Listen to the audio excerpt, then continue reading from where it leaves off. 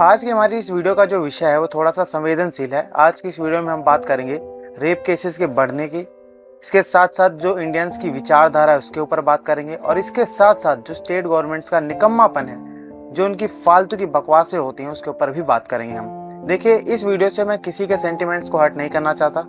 सो अगर आप इस वीडियो को देखें तो बहुत ही ध्यान से देखें, चीज़ों को समझें, क्योंकि होता है कि लोग बहुत जल्दी ऑफेंड हो जाते हैं। मुझे ऑफेंड नहीं करना किसी को।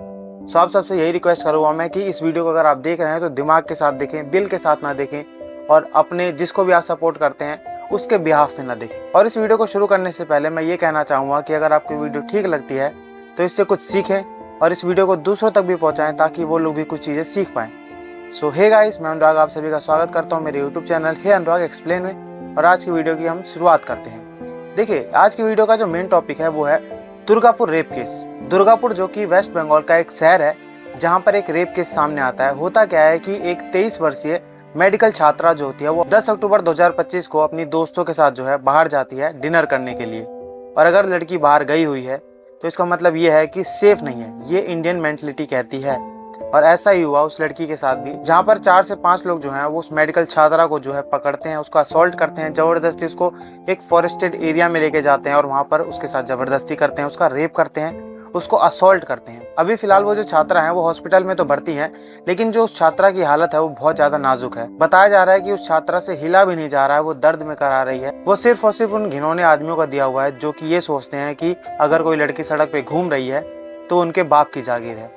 और इसके साथ साथ अगर हम बात करें कि अगर किसी भी स्टेट में रेप का केस होता है तो उस कंडीशन में जो स्टेट गवर्नमेंट है उन्हें क्या एक्शन लेना चाहिए। उन्हें एक्शन लेना चाहिए कि वो उस लड़की के लिए स्टैंड लें, उस लड़की को इंसाफ दिलाने की बातें करें, उस लड़की को वो हर एक चीज मिलनी चाहिए, उसकी रिस्पेक्ट मिलनी चाहिए, उसकी डिग्निटी मिलनी चाहिए जो जो उससे छीन ली गई है। लेकिन होता क्या है कि जो वेस्ट बंगाल की स्टेट गवर्नमेंट है, जिसकी सीएम है ममता बनर्जी जी, वो अपना बयान देती हैं और उनका जो बयान होता है वो किसी भी कंट्रोवर्सी से और एक शर्मनाक हादसे से कम नहीं होता है। जिसमें वो ये बोलती हैं कि वो जो लड़की थी वो अपने मेल फ्रेंड्स के साथ जो है 12:30 बजे रात को बाहर गई ही क्यों। But private medical colleges also is to take care for their students, and especially the girl child at night time. They should not be allowed to come out in the outside. मतलब कि उन्होंने victim पे ही blame कर दिया कि उसका rape इसलिए हुआ क्योंकि वो बाहर गई। और उन आदमियों के लिए उन्होंने एक शब्द नहीं बोला कि उन आदमियों की भी गलती थी, उनकी वजह से उस लड़की की आज ऐसी हालत हुई है, उनको सजा मिलनी चाहिए। और उस लड़की के परिवार के लिए वेस्ट बंगाल की जो गवर्नमेंट है उससे जितना भी बन पाएगा उतना करेगी। इनमें से एक शब्द जो है ममता बनर्जी के नहीं थे। उन्होंने साफ साफ ये बोल दिया कि जो लड़कियां हैं उनका देर रात घर से बाहर निकलना ही बंद कर देना चाहिए, क्योंकि उनकी भी जिम्मेदारी है कि वो खुद को सेफ रखें। इसका मतलब प्रॉपर तरीके से ये है कि विक्टिम्स को ब्लेम करो, विक्टिम्स को हाथ पकड़ के रोक दो घर पे और उनको एक टॉक्सिक एनवायरनमेंट दे दो जिसमें वो जो है सर्वाइव भी ना कर सकें, और उसके बाद फिर रेप केसेस नहीं आएंगे। इतना गंदा सोचना है हमारी गवर्नमेंट्स का हमारे लिए।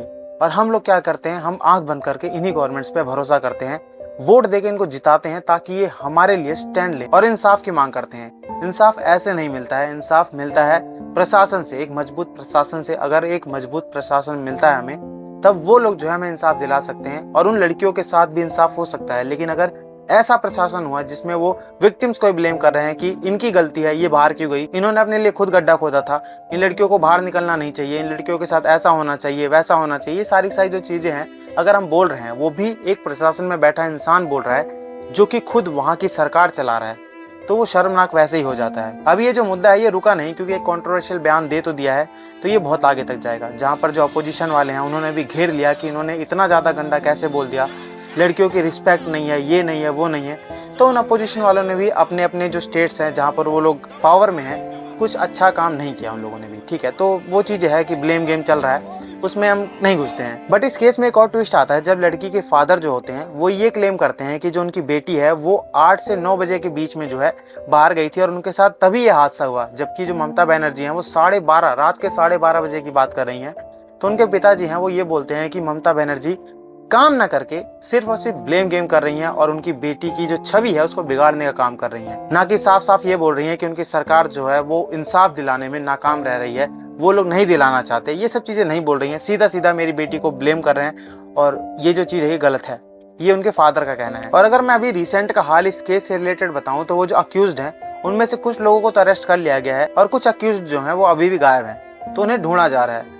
अब यही जो चीज है जो मैंने आपको बताई है, अगर ममता बनर्जी आकर सीधा ये बोलती है कि हम पूरा प्रयास कर रहे हैं, उस लड़की को इंसाफ दिलवाएंगे, हम उसकी गलती नहीं थी, तो ये चीज कितनी सही लगती है एक चीफ मिनिस्टर के मुंह से कि हाँ वो लड़कियों को इंसाफ दिलाने के लिए सजग है, वो अपने काम को लेकर बहुत ज्यादा ईमानदार है और वो ब्लेम गेम नहीं करती है, ब्लेम गेम नहीं खेलती है। लेकिन शर्मनाक तो ये है कि उस लड़की को ब्लेम कर दिया ममता बनर्जी जी ने और सीधा सीधा इस मुद्दे को दबाने की कोशिश की लड़कियों पे ब्लेम डाल के। देखो यार, क्रिमिनल तो क्राइम करेगा ही, तुम सतर्क क्यों नहीं रहते हैं?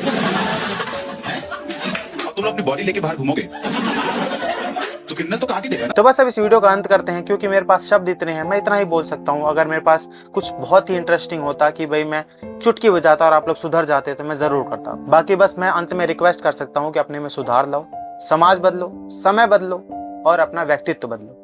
और बस इस वीडियो को खत्म करते हुए मैं इतना ही कहूंगा कि इस वीडियो को शेयर करो, लाइक करो, इस चैनल को सब्सक्राइब करो और अपनी जो विचारधारा है वो कमेंट सेक्शन में जरूर बताओ, क्योंकि आपके कमेंट्स जो है मुझे प्रेरित करते हैं, आपकी जो विचारधारा है वो मुझे प्रेरित करती हैं कि मैं आगे भी इन टॉपिक्स के ऊपर वीडियो बनाऊं और ऐसी इन्फॉर्मेशन जो है आप तक पहुंचाऊं। और अगर आपको इस वीडियो में कोई भी कमी लगी है या फिर आपको मेरी विचारधारा पसंद नहीं आई है या फिर आपको कुछ भी अजीब लग रहा है, बुरा लग रहा है, तो आप बेधड़क मुझसे बोल सकते हैं, शेयर कर सकते हैं। मैं हर एक कमेंट का रिप्लाई करता हूँ, क्योंकि अभी मैं नया क्रिएटर हूँ। सो बस अभी इस वीडियो को खत्म करते हैं। बाय बाय, धन्यवाद और मिलते हैं अगली वीडियो में ऐसी किसी इन्फॉर्मेशन के साथ जिससे आपको लगे कि आप में कुछ चीजें जो खराब हैं उनको सुधारना बहुत जरूरी है। धन्यवाद।